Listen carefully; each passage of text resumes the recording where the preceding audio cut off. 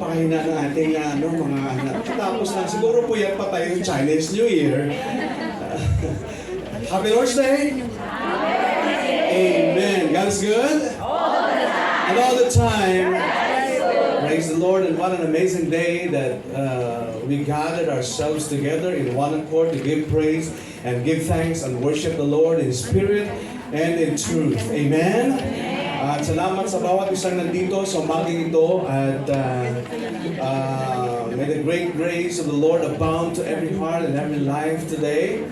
And salamat sa pagpapala po ng ating Panginoon. Amen. So, masaya po ba ang bawat isa na tayo'y nandito? Amen po. Upang purihin natin ang ating Panginoon.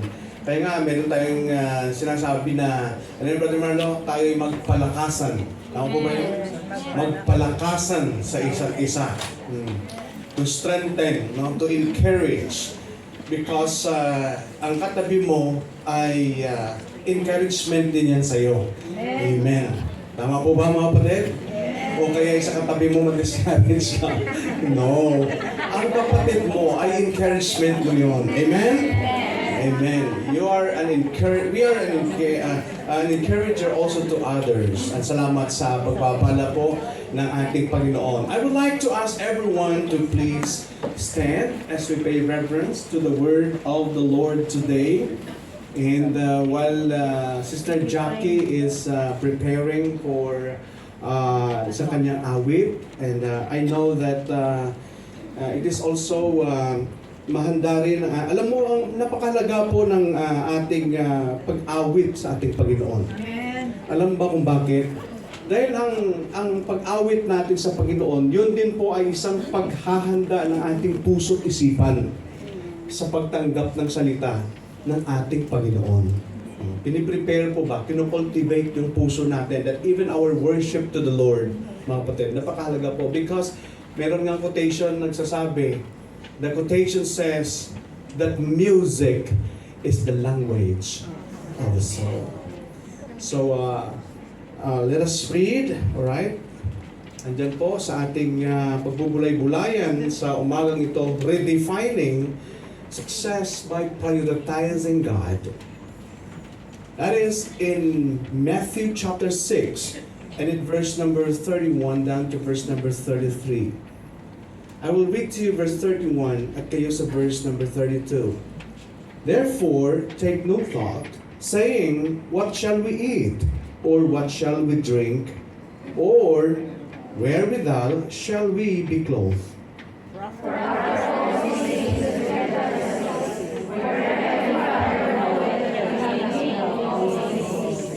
O kita mo, hindi ka pa nakaas, alam na ng Panginoon na kailangan mo ito.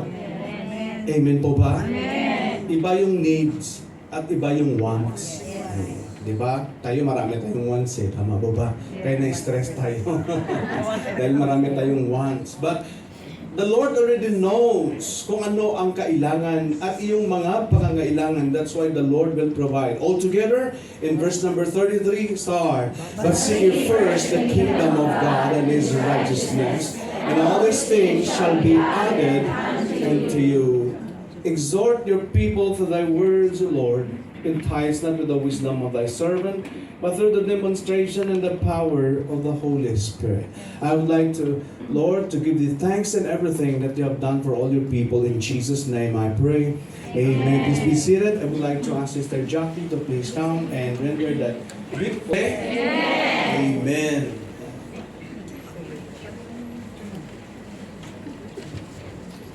You know, if you have your talent, allow God to use your talent. Amen. And we praise the Lord. Alam mo, sa panahon ng ating Panginoon Kristo, wala pang -1, oh. Thank you, Ate Jackie. Salamat sa talent mo. And, kay Gail din, Brother Michael, mga awit natin dito. Amen po ba? Amen. And allow the Lord to use you in a very mighty way. Ang purpose kasi noon, ang purpose ng awit, para i-edify ang church. Yun eh, ang purpose eh. The purpose of preaching is to edify. The purpose of the choir is to edify the church. and glorify the Lord. Now, thank you, Ate Jackie. And now, going back to our theme, that redefining success by prioritizing God. Wala na iba pang una sa buhay natin kundi ang ating Panginoon. Amen? Una sa lahat, ang ating Panginoon. Dahil kung pag-uusapan ang success, marami sa atin that we aspire to be successful. Tama? To be successful. That's why, kung pagmasdan mo ang ating bansang Pilipinas, people are so educated. From primary to secondary, noon wala pang kindergarten eh. Start to grade 1 na eh. Pero nagkaroon din ng preparation. That's why may kindergarten tayo. Alright? And then tapos nagkaroon tayo ng primary, then secondary, and then we have the college. Halos lahat sa Pilipinas, during our time, way back 1997, yung nag-graduate, sa panahon namin, yung nag-graduate sa college is more than 200,000 students during our time. Yung nag-graduate, marami. Why, Pastor? Because all those things that we as a student before, our aspiration is for us to be a successful one. Iba-ibang courses that the Department of Education offered para ma-achieve ng isang estudyante, para magkaroon siya ng employment after na makagraduate siya. But for me, dito sa Hong Kong, I've met a lot of business person. Marami akong nakilala eh. Lalo na yung manager ng Abot dito. And that's supporting also the charity. And some also are formerly public officials, business persons. And I thank God for the privilege that meeting these people in charity organizations here in Hong Kong. That's why they're telling us sometimes that education, they told me that, Philippines is a very educated country. That's why kahit sa atin, yung grade 1, alam na mag-English. Tama po ba? They know how to speak English. Tingnan mo yung mga bata, di ba? Maliit pa. Sa atin, magaling pang mag-English sa tatay. Ang tatay, napakahirap magsalita. That even you as a parent, you want your children to be successful. That's why pinapadala ninyo sila sa mga prestiyosong paaralan para makapagtapos sila. And then, pagkatapos nilang makagraduate sila, then they're going to have a good work. Tama po ba? Ma-employ sila sa malaking company, ganito yung ginagawa. But, mga kapatid, sa kalaunan, many people strive for success, but in the latter time of their lives, they failed. They still live in a way of life with so-called poverty. Andun pa rin. Nung unang panahon, way back, Brother Marlo, way back 1930s, namamayagpag ang Pilipinas. Yung pinakaunang airlines, ang Pilipinas. At ang Pilipinas din, mga kapatid, ay siyang, grabe, nagsusupport, nagsusupply ng palay sa Vietnam, sa Thailand. Isa sa mayamang bansa. Pero ngayon, isa sa pinakamahirap na bansa. Pero educated country. A lot of schools. Hundreds of thousands of universities. Colleges. High schools. Private sectors of education. Grabe, mga kapatid. People are aspiring for success in life. But why is it still the nation live in poverty? And why is there people live in a low rate of living when we call about poverty rate? Success is not just a worldly achievement.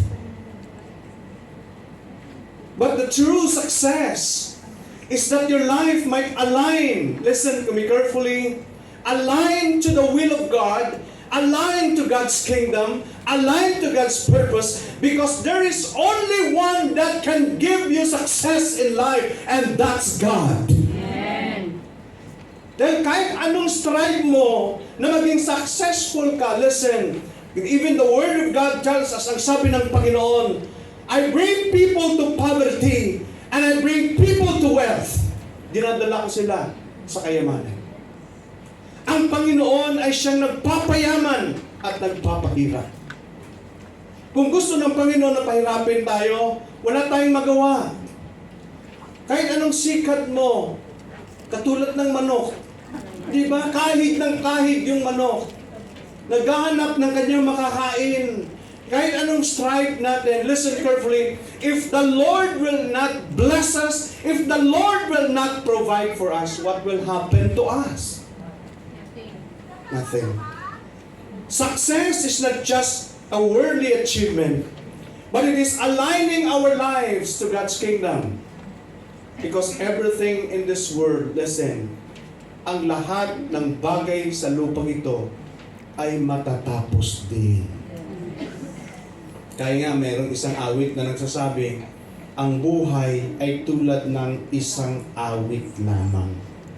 Mayroong simula at mayroong katapusan. Sa lupa. Pero ang mananampalataya ay may buhay na walang hanggan. Amen po ba? And then allowing God in our lives to handle the rest. That even your gift, God is going to use. For what, Pastor? For God's agenda. Ang pinaka-purpose kasi dito sa buhay natin, na maging successful tayo, na ang ating buhay ay ginagamit ng Panginoon. Aanin mo naman ng lahat. Kaya nga, merong quotation. Aanhin mo ang lahat ng bagay na meron ka. At pagdating naman na matatapos na ang termino mo sa lupang ito, that's the term, ay hindi mo naman makakasama ang Panginoon sa eternity. Because sometimes we are more on the things who are so-called temporal. You see, in this world, everything is just temporary. There is no such thing as permanent in this world. Walang permanente. Meron ako dito, kahit ang beauty mo, hindi permanente. May nakita ako dito mga picture, kasi minsan stalker ako mga kapatid. Sinustalk ko ba? Ay, ito pala si ate. Tinignan ko siya 25 years ago. Sabi ko, wow! Amazing! But now, Amazing. surprising. I'm surprised. Ba't ganito? Di ba? There's no such thing as permanent. Walang permanent. And even your health is not permanent. Noon ang lakas-lakas mo. Ngayon. Di ba, Brother Marlo? Noon ang lakas-lakas natin. Allow listen, allow the Lord to use you. Allow the Lord to use you in His agenda. To advance His agenda in the ministry. Mas magandang ginagamit ka ng Panginoon. Not just for your own comfort. Alam mo kasi tayo, gusto natin palagi comfort. Alam mo sa buhay, gusto natin palaging masaya. Tama po ba? Hindi ba pwedeng masaya na lang? That even in relationship, sa pamilya, gusto natin saya-saya. Sa paglilingkod, saya-saya. But listen carefully. Hindi lahat ng panahon masaya. Meron talagang problema. Meron talagang conflict. That's why if your life aligned to God's will, everything will resolve because of His grace. Now, when we seek God first in our lives as believers, God will provide our need. He will provide our need. Because the Lord our provider. When everything is zero visibility, kung zero man yung mga bagay na yan, alam mo, we go to the place where Abraham offered Isaac. One of our mentor, sabi niya, pupunta tayo sa lugar. We will go to the place where Isaac offered to God. We go there in Mount Moriah. We visited the place and we go there to Moriah, and this is the old name of the place is Moriah. This is the place where Isaac offered. At doon din what the Bible says that God is Jehovah Jireh. And Isaac asked to his father Abraham. Isaac asked question, Father, where is the lamb? Eh ngayon, si Abraham, wala naman siyang nakita. Wala namang lamb dito. Anong i-offer? He did not know na siyang i-offer doon. That in Abraham's mind, that Isaac is the lamb. Siyang i-offer doon eh. As a burnt offering, as a sacrifice for the Lord. But look at on how God provide the lamb. And after that, Abraham offered Isaac. Hawak niya na yung punyal. And then doon mismo, kasi pag nag-offer ka, patutuluin mo yung dugo sa altar. That's the way they offered. Ganon sila pag nagkaroon ng kanilang burnt offerings. Yung dugo mismo, patutuluin doon sa altar. At susunugin. Bakit po, Pastor? Kasi andun yun sa museum nila eh. While we're studying the Old Testament survey, not just in the book, but in an actual. Marami kasi sa atin, nag-aaral tayo ng Old Testament survey, more on the book sometimes, you cannot comprehend many things. Kasi ano mo lang eh, sa libro lang. Pero pag napuntahan mo talaga, when the discussions is there, you are in a proper place, then you will see. And you will internalize the things. And what your professor discuss. Sabi niya, patutuluin yung dugo.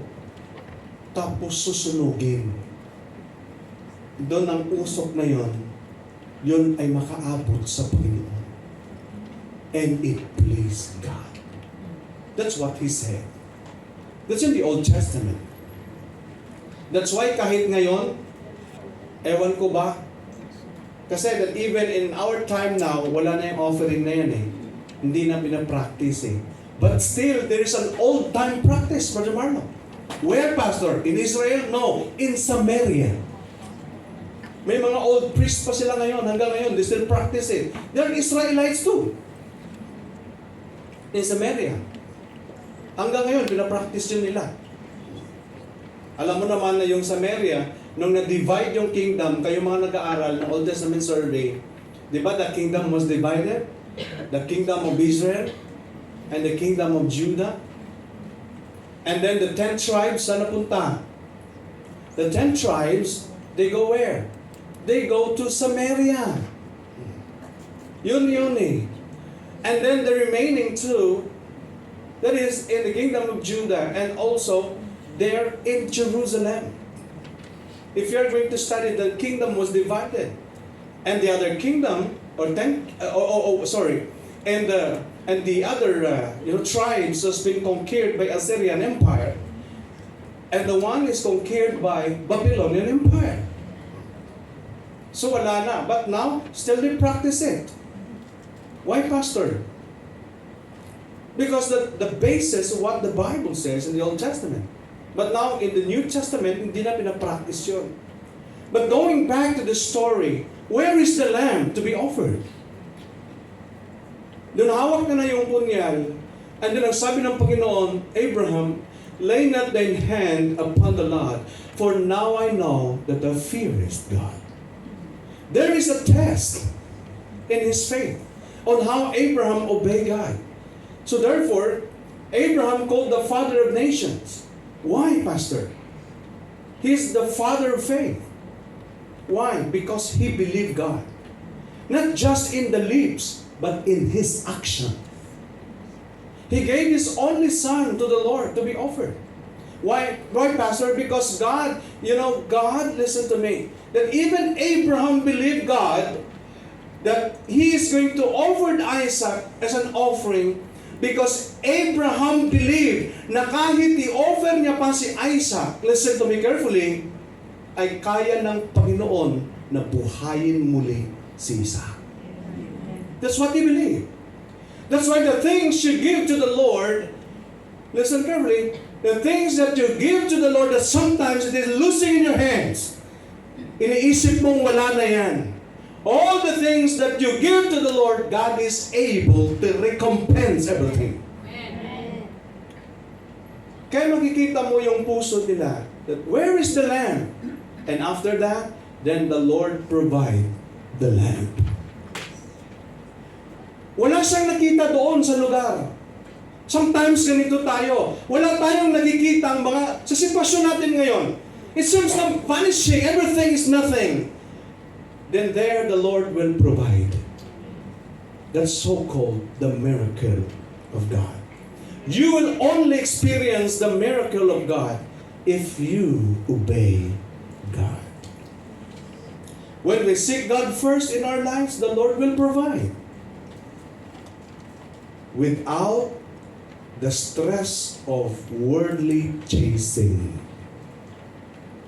Ano yun, Pastor? Tudutudong pangaraskas ba? Mga raskas na tudo, kay kisalan nito. Paminsan-minsan lang to. If we will not strive, but merong isang ina, napakahirap nilang buhay. But she's very faithful in the church, mga kapatid. And she's a member in Pasay City, in BBC. Doon siya member. Alam mo, yung nanay na yan, ang anak niya 4, isa siyang balo. Sabi niya, paano ko buhayin ang mga anak ko? She's just listening to the preaching of the pastor. Alam mo naman yung pastor, pag nag-preach, puro na lang giving. Wala siya bang nag-preach, puro giving ba? In the morning service, giving. In the youth department, giving. In the evening service, giving. In Wednesday prayer meeting, giving. And the next Sunday, giving. Wala na siyang may preach, puro na lang giving. Listen, dahil sa pamamagitan ng pagbibigay, doon nakikita ang puso mo. When you give to the Lord, God looks on your heart. Wala siya ibang nagawa. Sabi niya, ano na lang kaya ang gagawin ko sa mga anak ko? Pero yung pastor, ang sabi sa kanya, just pray and give. Wala na ibang sinasabi si pastor, just pray and give. Wala ka na ibang ibang sabihin, just pray and give. She prayed to the Lord. She prayed to the Lord. She prayed to the Lord. Wala naman akong kursong natapos. Hindi naman ako katulad ng iba. Namasukan siya bilang isang katulong doon sa Pasay. And then doon sa bahay nila, hindi naman sila katulad ng iba na maganda yung bahay. Meron siyang isang silid. Doon siya nananalangin, lumuluhod araw-araw. Namumuti na yung sahig sa asid ng luha niya doon. Araw-araw. Araw-araw yun. Ang luhod niya sa Panginoon ng mga anak ko. Grabe yung prayer, Panginoon ng mga anak ko. Gusto ko silang maging successful, Panginoon. Dahil hindi ko maibigay sa kanila kung anong meron ako, Panginoon. Wala ako, Panginoon. Grabe yung prayer niya. Then she attended church every Sunday. And what she earned, binibigay sa Panginoon. Matindi sa commitment. Pinagpipray niya, Panginoon, ng mga anak ko. Yung isang anak niya, nakakuha ng scholarship. One of the colleges in Manila. Binigyan ng scholarship kasi through the help of the government. Kasi yung pastor nila ay may connection naman sa government. Sabi niya, pag pwede mapasok to, pag-pray mo, sana makuha yung anak mo sa scholarship. Halos lahat, yung 4 niyang anak, scholarship yun. Scholar. Pinagpipray niya, Panginoon, ang prayer ko sa mga anak ko na hindi mawala sa landas nila ang paglilingkod. Then every Sunday, ang mga anak pumupunta sa iglesia, sumasamba sa Panginoon. They live a life of commitment to the Lord. They are being equipped through the preaching. Yung mga anak niya, nakikita ko pag mag-World Missions Conference, yung mga anak niya, nako, grabe, naglilinis ng CR sa simbahan. Minsan kung ano yung gagawin sa bahay ng mga members na meron-meron. Anong ibig mong sabihin, pastor, na meron-meron? Yung mga member ba na talagang merong pera sa buhay, ano ba pwedeng gawin doon sa inyo? Naglilinis na kung ano pwedeng gawin. Yung mga anak niya, matindi. Kung ano mapagkitaan. Listen carefully. Pati yung yung aluminum, Brother Marlo, yung aluminum na makikita na tatapon ng doon, naku, kinukuha pa nilalagay, anong laman ng bag mo? Sabi niya, aluminum.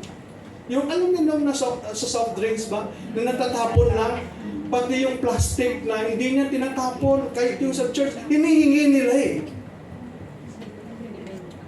Pinapakilo pa, parang dagdag, allowance nila. They strive to it. Are you surviving? No. That's the way we live. And then the Lord provide the need. Alam mo ba, mga kapatid? Nagtanong yung kapitbahay, ano ba ang sekreto mo? Bakit lahat na patapos mo? Katulong ka lang naman. Halika rito. Pumasok ka rito. Pumasok sila sa isang silid. Ano yung mga puti dyan na ano dyan? Mga acid dyan? Hindi. Baka sabi yan. Hindi. Doon siya ubos yung iyak niya sa Panginoon araw-araw. Ang lahat ng anak niya ay professionals now. Naahon niya yung mga anak niya. Bakit? Dahil sa lakas niya? Dahil sa abilidad niya? Hindi. Dahil sa Panginoon. Lahat ng bigat niya ay tinulungan ng Panginoon. Without the stress of worldly chasing, through the help of God. Naging maganda ang buhay nila. And now, yung mga anak niya is a financial pillar ng church. Anong financial pillar?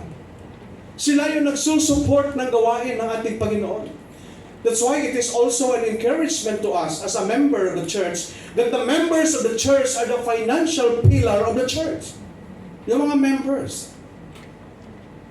We are not just a consumer, but we are also a provider of the ministry, for the ministry that God has given us. That's why seeking God first is very important in our lives. As what the Bible tells us, but seek ye first the kingdom of God and His righteousness, and all these things shall be added unto you. For my 30 years in service to the Lord, marami na akong nakikita, mga kapatid, na sila'y pinagpala ng ating Panginoon without worldly chasing. Privileges, doors has been opened to them by the Lord. Bakit po, Pastor? Basta priority mo lang ang Panginoon. Dahil ang tagumpay natin bilang isang mananampalataya ay ang pag-prioritize sa Panginoon na siya ang una sa lahat. Ang tagumpay ay nagsisimula kapag ang priority mo ay ang Panginoon. Pero kung priority mo ang mundo, priority mo ang ibang bagay, priority mo ang sarili mo, saan ang pwesto ko if the Lord will ask you? Remember that we are created for His glory. We are created for His honor. We are created to serve Him. Na tayo'y maglingkod, na siya yung una sa lahat. Seeking God first, that even in our personal devotion, in our personal prayer, in everything in this life, na maging una sa lahat ay ang ating Panginoon, lalo na sa paglilingkod sa Kanya. As long as the church door is open, you need to come to the house of God and worship God, and glorify God, and honor God. Lahat ng bagay ay merong parte, kung sa Ilonggo pa, kita mo, di Ilonggo, na ang Ginoo ya may bahin gid sa imo. Amen? Amen. Sa tanan nga parte, sa kabuhi mo, ang Ginoo may bahin. What I'm trying to say, mayroong part. And then number 2, if we are going to redefine the success by prioritizing God, you need to seek God first. Yung pinakauna sa lahat. Number 2, our faithfulness in small things. Katapatan sa maliit na bagay. Ito ang sinabi ng ating Panginoon sa Kristo if you are going to go to Luke 16, verse number 10. Let us read all together in verse 10. Ready, start. He that is faithful in that which is least is faithful also in much. And he that is unjust in the least is unjust also what? Ay, hindi ka mapagkatiwalaan ng Panginoon. Kapag ikaw ay hindi mapagkatiwalaan sa maliit na bagay, hindi ka mapagkatiwalaan sa malalaking bagay. Are you following? Kapatid? That's why the Lord, entrusts to you these things. Kapag ipinagkaloob sa iyo ng Panginoon yung mga bagay nito, kung ano yung binigay ng Panginoon sa iyo, ngayon, dapat mapagkatiwalaan ka sa bagay na meron ka ngayon. Lalo na sa ministry. Amen? Sa ministeryo, lalo na sa paglilingkod natin sa Panginoon. Lalo na sa posisyon na meron ka kung ikaw ay leader. Na ikaw ay mapagkatiwalaan ng Panginoon kung saan ka ngayon. That you are trusted. Because hindi lang yung inilagay ka ng Panginoon sa isang posisyon na parang dami. No. God put you there because that's the time that God is going to use you, that through your position, listen carefully, God is going to be glorified. Amen. Walang ganun, mga kapatid. It means that integrity in small responsibilities predicts trustworthiness in larger ones. Kahit ngayon sa trabaho mo, bilang isang OFW, I understand your state. Bakit po, Pastor? Because in my counseling, in Philippine Consulate, lalo na pag may schedule ako sa konsulada, Pastor, can you come please? Alright. Pag meron akong schedule doon, ilan yun sila, then you're going to counsel them. Because KFBC is a member of the association of the churches in Hong Kong. And now the association is a member of the Philippine Consulate. Kaya sa konsulada, the association is a partner to the consulate. So therefore, we are connected also to the consulate, helping our government also to reach not just in our church, but also others. Kaya pag nagkaroon ng evangelism, nalala ko doon sa Chudmon, andun yung mga OFW, pagkatapos namin doon sa school, andun sila sa harap. Puro talagang reklamo nila, puro labor. Sabi ko, we are praying for you. Sabi ko, just add me in the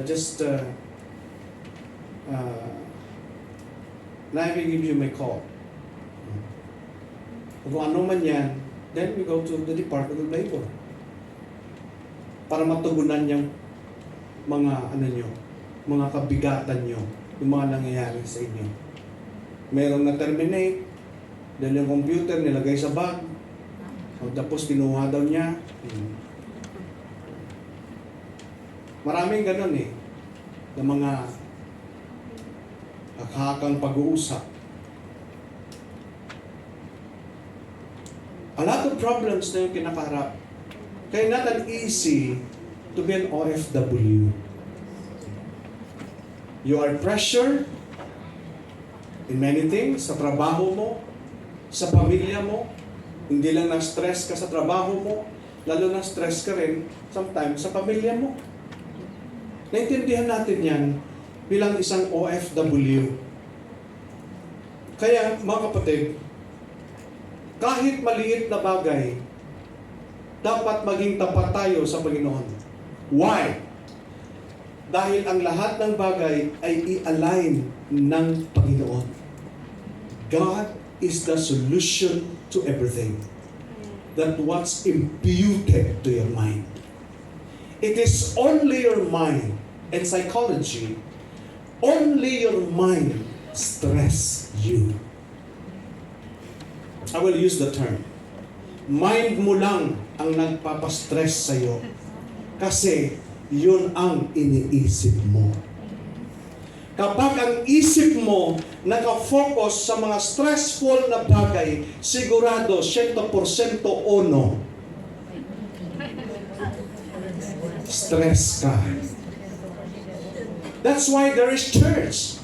That's why there is personal devotion. That's why there is prayer. That's why there is Word of God. Amen? Merong salita ng ating Panginoon.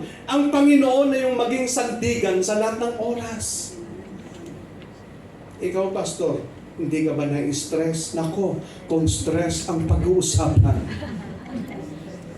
I have my Canlaon volcano stress. By the way, pag-pray naman natin ang Negros kasi sumabog naman yung bulkan sa amin. Andun lang kami sa baba ng bulkan, malapit lang kami, ilang kilometers lang. Lahat naman ng abon, doon na naman. Marami nagkakasakit dahil sa abo. Ang katapatan sa maliit na bagay ay daan sa mas malaking biyaya. I will use the term biyaya. Bakit? This is a favor. Favor. If you are not trusted in a small thing, don't expect that you are trusted in a big thing. Kaya ngayon, kahit sa iyong trabaho as an OFW, dapat kahit sa bahay, mapagkatiwalaan kayo. Amen po ba? Hindi na yung puro ka nagmumurmur ka, ako naman ang gagawa nito, ako na naman maglilinis dyan, ako na naman kakatapos ko lang maglinis, katapos ko lang magano dyan, kakatapos ko lang magano dyan, tapos nagkalat na naman sila, ganito na naman. Ba't ka magmumurmur? Kasi trabaho mo yan. Amen po ba? Amen. Pastor, pinagalitan na kami doon, pati dito pagalitan mo rin kami. Hindi. Task mo yun Huwag ka magmumurmur kung may trabaho ka, kasi 24, listen to me carefully ako. Ilang hours ba yung dapat trabahuin mo? Lagay natin 8 hours. Nagtatrabaho ka, lagay natin walang oras. Mayroon ka pang maghatid pa ako ng bata, pupunta pa ako doon, mamalingki pa ako, tapos susunduin ko naman yung bata.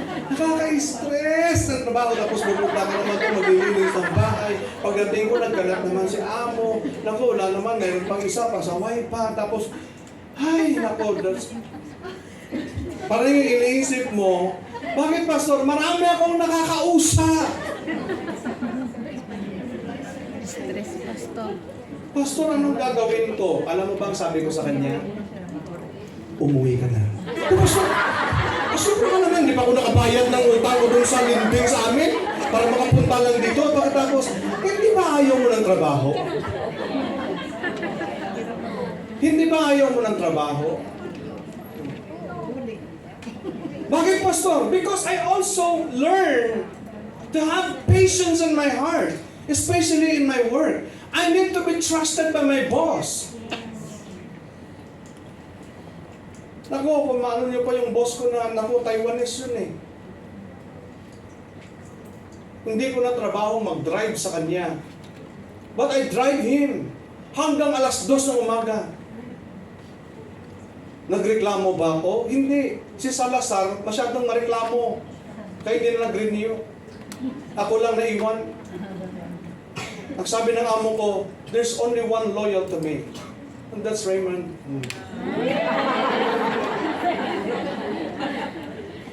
Pero boss, tagdagan mo naman sa akin ko, boss. Hindi na naman sa loyalty. Akalain mo, daydayin ko yung Pulilan, yung Bulacan. Doon ako nakabase sa Pulilan sa Bulacan. Ang Tennyson Agroventures Corporation, yan ang boss ko dyan Main office namin sa Makati. Akalain mo, magdadrive ako Bulacan, going to Makati. Ikaw mag-drive sa akin. Tapos, lumaya-maya, paglabas na doon sa Makati, naglinggi-linggi na siya. Ihatid ko pa sa bahay nila. 2:00 na ng madaling araw. Magda-duty pa naman ako, 8:00 na naman ulit. Pero siya na naman ang boss ko. Nagre-reklamo ba ako? Hindi. Anong sabi niya? Ayaw kong mawala ka sa posisyon mo. Diyan ka lang. And soon you will be promoted. Diyan ka lang. Alam mo ngayon sa trabaho natin, puro tayo reklamo, puro tayo murmur dahil sa trabaho, dahil puro tayo pressure. Listen, kasama ang pressure sa trabaho. Package deal yun Lalo na may amo ka, lalo na may boss ka. Pastor, nasasabi ko yan dahil nararanasan ko yan. Mamaliitin ako. Pagsabihan ka ng ano-ano, wala ka namang ginawa. Diba? Pati yung trabaho ng janitor, tatrabahuin ko pa. Itatapon yung basurahan doon sa labas. Tapos andun yung mga office mate mo. Ang gupag-guhapo mo pa naman. Tapos gaganunin ka na. Pwede ko na namang sabihin, wala kang karapatan. Napagsabihan ako. It's my right. You don't have right. That's the problem in the Philippines. You don't have right. Tingnan mo, dahil sa karapatan, bagsak ang ekonomiya ng bansa. Wala na But for me, I surrender my rights to God. Ikaw nang bahala sa akin, Lord. Kaya tayo, araw-araw sa buhay natin, surrender your right to God. Amen? Amen. Lord, tulungan mo ko sa araw na ito. Andiyan na ang artista palabas. Ako ang traidor. Kamera, aksyon. Akalain mo paglabas pa lang niya, sabi niya gusto ko na mag-terminate. Sabi ko, ate, huwag kang mag-terminate. Dito siya, yes. Huwag kang mag-terminate. Kasi kapag mag-terminate ka, what will happen to you? Nag-aaral yung mga anak mo. Tama ba? Pastor? Actually, yung bungangang yan, mawala lang yan Tingnan mo maya. Be good. If they're gonna say you're bad, say good. Pag sinabihan ka hindi maganda, be good. Paano naman ang aking karapatan?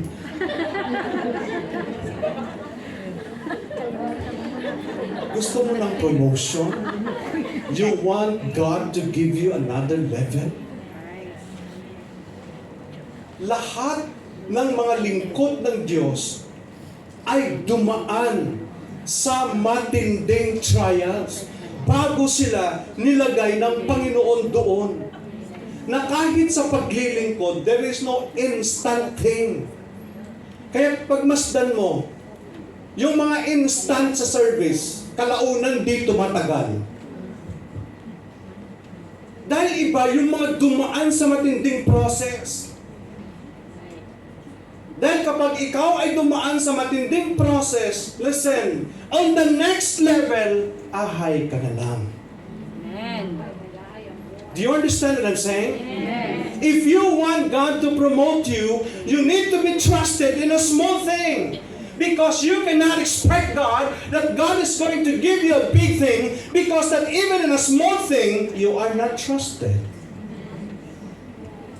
Amen po ba? Amen. Oo. Pero atin-atin lang ito. Faithfulness in a small thing. That's why if you are going to redefine the success by prioritizing God, dapat mapagkatiwalaan ka ng Panginoon sa maliit na bagay. Yung perang hawak mo, maliit lang yan. Pero kapag ibigay mo sa Panginoon, papagkatiwalaan ka ng Panginoon, God is going to multiply what you have in life.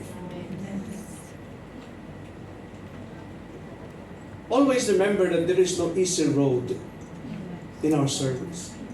God is watching you every day. God is looking at you every day. Pinagmamasdan ka ng Panginoon araw-araw. Marami tayong mga kapatiran na dumaan sa matinding, kung titingnan natin yung paghirap nila sa amo nila. Pero nung naka-adjust na sa kalaunan, mga kapatid, akala mo, meron tayong isang member, ang sabi niya, maghanap na lang ako ng bagong employer. Umiyak yung amo. Ngayon, parang siya na ang amo. Hi, why you come late? I have a lot of things to do up there. Ngayon, instead na siya magugas ng plato, yung amo na nagugas ng plato. You come late, so you wash the plates. I'm already done there in the kitchen. Okay, no worry. It's okay. Akalain mo yung gano'n yung communication sa amo? Pero dati yung mata ng amo parang bukaw. Alam mo yung bukaw? Yung mata niya ganyan. Parang lagi siyang takot. Pero dahil there is what we call a submissive spirit. She learned from it. Nagpakumbaba siya. Kahit ganito siya ka-irritated, okay lang. Part yan ng trabaho ko eh. Kailangan magiging trusted ako dito. Umaalis yung boss niya, papunta ibang bansa. Mapagkatiwalaan siya, inaayos yung bahay. Tapos, nagpapaalam sa boss. Boss, dahil wala ka naman dito, pwede ba akong gumala? Akalain mong sabi ng boss, anywhere you want. Oh, wow! Ito yung saya mo. Because anywhere you want. Kasi napagkatiwalaan ka na. Akalain mo yung boss, sabi niya, bibigyan kita ng mas malaking LS. Manatili ka lang. Akalain mo yung mga anak, lumaki na. Naging binata na yung mga anak. Yung mga anak, pag nagpasaway, please, don't tell mom. I will tell your mom. Di ba, minsan kayo takot kayo sa anak ng amo nyo? Pero siya, ang mga anak na, don't tell my mom. I will tell your mom. Yung nakita ko eh, paano yung tawagin yung ano niya eh, yung alaga niya. Sabi niya sa alaga niya, ang laki na! Naku, pwede ka siya buhatin at saka, yes, okay. Where are we going to go? Kita ko eh. I will go there to play basketball. Okay, take care. Okay. Akalain mo yung respect. Ang respeto na i-earn yan eh. Kapag ikaw ay mapagkatiwalaan. Kaya kapag ikaw ay isang employee, dapat mapagkatiwalaan ka. Huwag ka lang magreklamo. Just do it. And later on, you will see on how God put you bigger than what you think. Amen. There are better things than the beginning. Amen po ba? Amen. And the last here is trust God.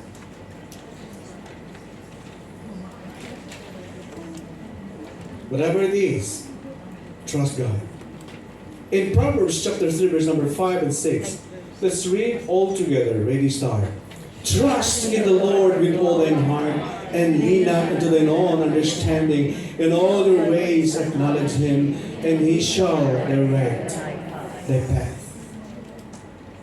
Hindi lamang sa lakas o abilidad o sarili mong talino ang susi sa tagumpay, kundi pagtitiwala sa Diyos. Many of us as believers are victim of these things. That we trust ourselves. We trust our strength. That's why we fail. We trust our ability. That's why we fail. We trust our knowledge. That's why we fail. Ang susi sa tagumpay ay ang pagtitiwala natin sa Diyos.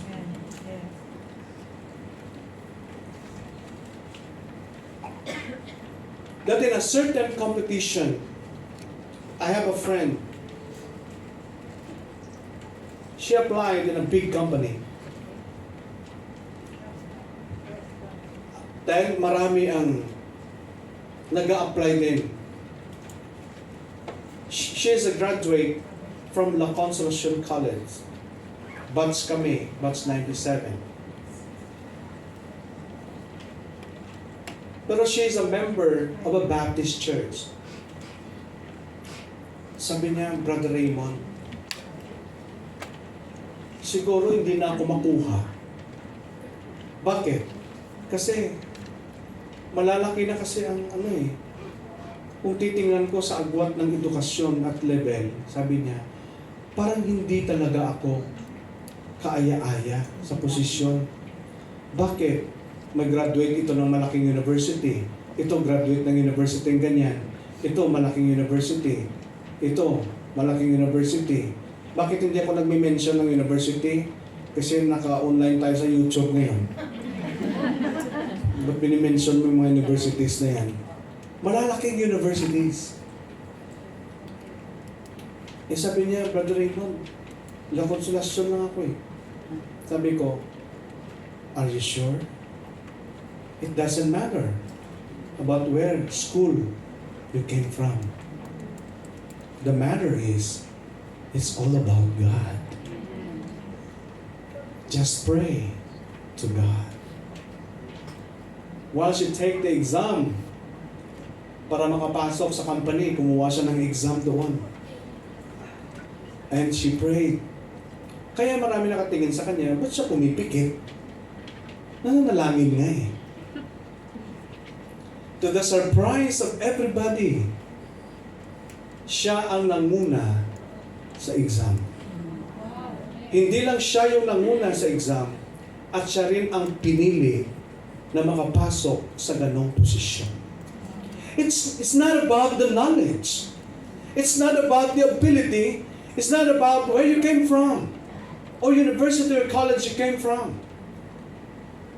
It is the favor of God. Amen. Nung nilagay siya doon, sa posisyon na yan.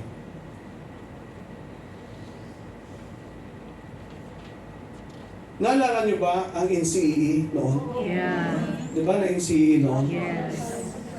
Merong young people noon, kasama ko, yung NCEE. She's a member of a Baptist church. Pero ako, hindi pa ako noon eh. Siya lang. Pero very faithful ang mga parents sa church. Siya din sa church. Alam ba nang ginawa niya? Kumuha ng exam. Then what he did is, he just prayed. And pray. 1 week pa bago mag-exam. Nag-pray lang siya na nag-pray. Alam mo ba nung section niya? During the time, yung section 1 up to section 21. More than 1,000 students. Section 21. Siya ay section 20. Kalain mo. Ate Bebot, nakilang mo sa high school, di ba? Pag high school, pag nag-section 20, ano na talaga, I will not mention sa YouTube, YouTube tayo. Talagang, mababa na talaga yung rate mo eh. Pag nasa section 21 ka eh. Tama po ba? Ang layo mo na eh. Fourth year high school ka, pag sinabi mong section 1 to section 8, grabe talaga yun eh. Mga extreme students talaga yan. Pero siya, section 20. Tingnan mo ha. Paglabas ng result ng NCEE, ang section 20 ang naging number 1 sa NCEE.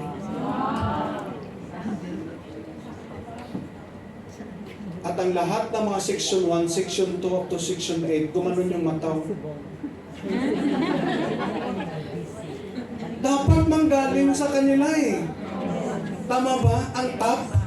Pero yung nag-top, yung section 20. Nag-testimonies sa church, sa community church nila.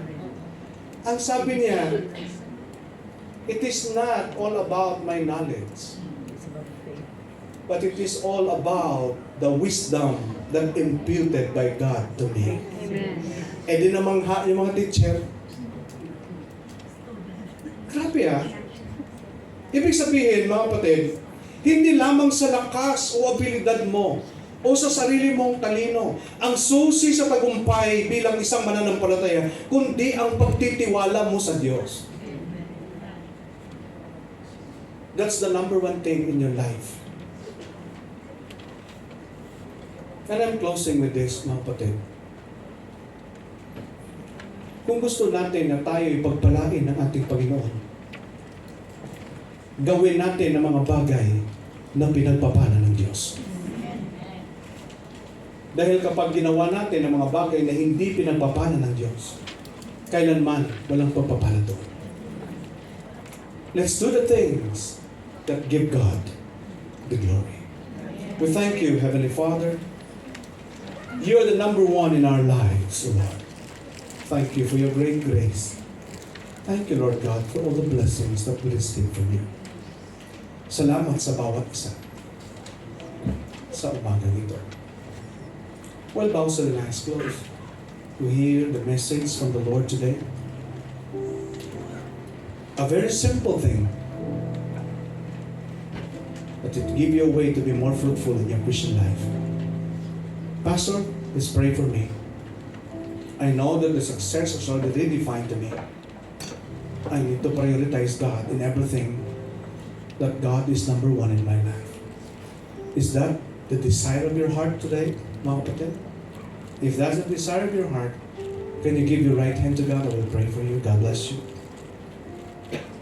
I want to put God number 1 in my life, Pastor. Please pray for me. God bless you. God bless you. God bless you.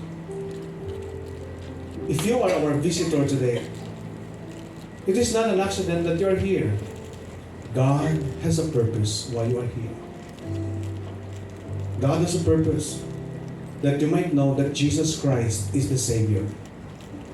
Jesus died for you on the cross. The Bible said that whosoever believeth on Him should not perish, but have everlasting life. Are you willing to receive Jesus Christ as your Lord and Savior in your life? If you are our visitor today, kung ikaw ay aming panauhin sa umagang ito, Pastor, this is my prayer. The Lord will enable me to come to Jesus. If your desire is to receive the Lord Jesus Christ in your life as Lord and Savior, can you give your right hand to God? I will pray for you. Kung saan ka nakaupo. God bless you, ate. Thank you for an honest heart. We have 1. God bless you. We have 2. God bless you. God bless you. Meron pa po ba? God bless you. We have 1. We have 2.